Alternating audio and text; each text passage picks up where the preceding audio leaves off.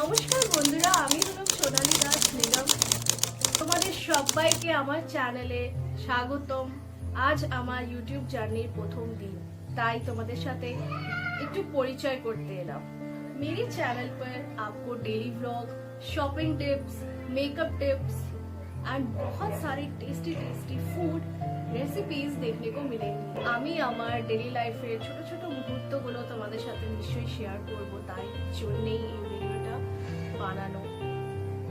নিজের কিছু ফেভারিট রেসিপিসও তোমাদের সাথে শেয়ার করব, যেটা আমার খুবই পছন্দের একটা।